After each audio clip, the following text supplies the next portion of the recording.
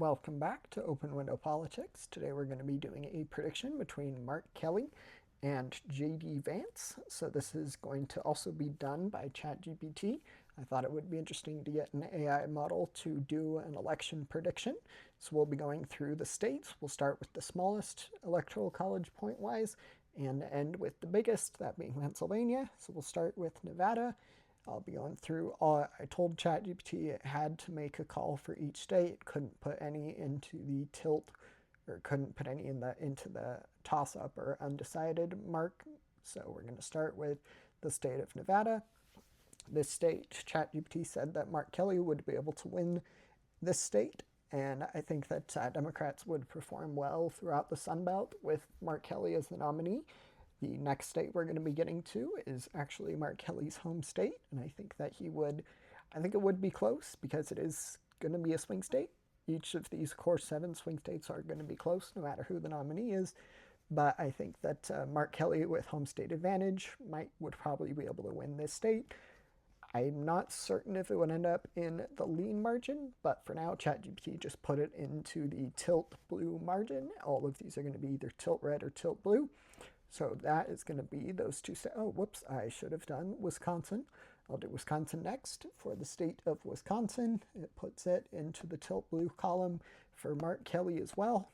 This is a strong Sunbelt and Rust Belt performance already by a Democrat. Democrats are hoping to expand the map that used to rely on the 3 Rust Belt states that are now swing states, but ever since Trump came onto the scene and won these 3 Rust Belt states in 2016, the electoral math has significantly shifted because for Democrats to win, they are not super likely to get North Carolina, which requires some sort of play for the Rust Belt 3 core swing states, but that is going to be the state of Wisconsin, 10 electoral college votes for Mark Kelly. And then that means next up is going to be Michigan. Michigan, that state also gets put into the tilt blue margin as well. The state, according to ChatGPT, that Vance would have some populist messaging that wouldn't play very well in the Detroit suburbs, and that would result in Mark Kelly, who does well among independents and moderates of both parties, to win the state of Michigan. So that's going to be Michigan. And then we're going to get to the state of North Carolina. This is the first bit of good news for the J.D. Vance campaign. This state is going, ChatGPT predicts to end up in the tilt red margin. So that is going to be the state of North Carolina. And then that leaves us with Georgia and Pennsylvania left. So we'll start out with Georgia. Georgia, ChatGPT puts that state into the Kelly column as well.